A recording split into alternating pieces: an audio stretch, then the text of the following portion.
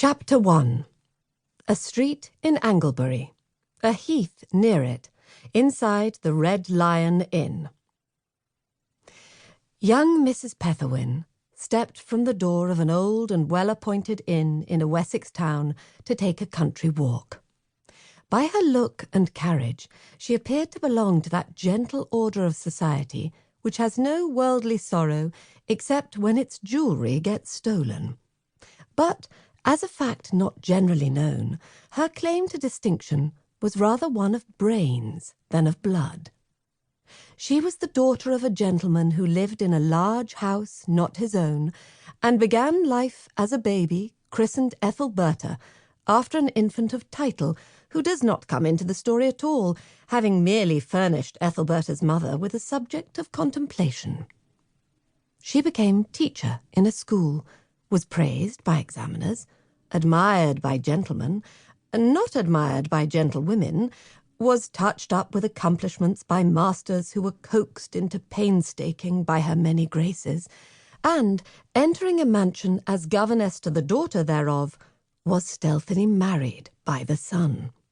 He, a minor like herself, died from a chill caught during the wedding tour, and a few weeks later was followed into the grave by Sir Ralph Petherwin, his unforgiving father, who had bequeathed his wealth to his wife absolutely. These calamities were a sufficient reason to Lady Petherwin for pardoning all concerned.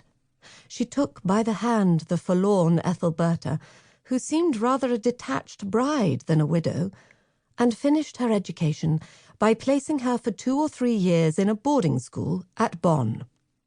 Latterly, she had brought the girl to England to live under her roof as daughter and companion, the condition attached being that Ethelberta was never openly to recognize her relations, for reasons which will hereafter appear.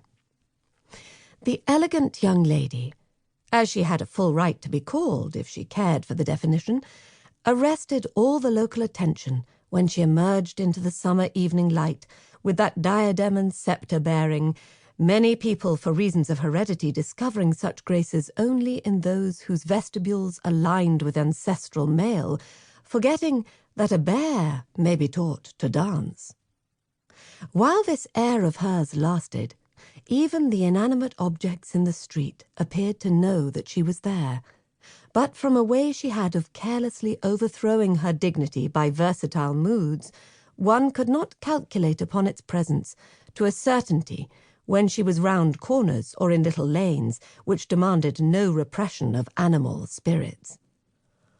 "Well, to be sure," exclaimed a milkman, regarding her, "we should freeze in our beds if 'twere not for the sun, and dang me if she isn't a pretty piece.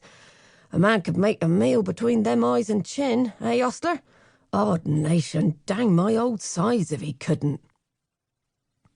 The speaker, who had been carrying a pair of pails on a yoke, deposited them upon the edge of the pavement in front of the inn, and straightened his back to an excruciating perpendicular. His remarks had been addressed to a rickety person, wearing a waistcoat of that preternatural length from the top to the bottom button which prevails among men who have to do with horses. He was sweeping straws from the carriageway beneath the stone arch that formed a passage to the stables behind. "Never mind the cursing and swearing, or somebody who's never out of hearing may clap your name down in his black book," said the hostler, also pausing, and lifting his eyes to the mullioned and transomed windows and moulded parapet above him, not to study them as features of ancient architecture, but just to give as healthful a stretch to the eyes as his acquaintance had done to his back.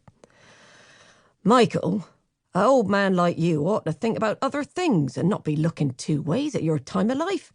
Pouncing upon young flesh like a carrion crow, 'tis a vile thing in a old man." "'Tis, and yet 'tis not, for 'tis a natural taste," said the milkman, again surveying Ethelberta, who had now paused upon a bridge in full view to look down the river.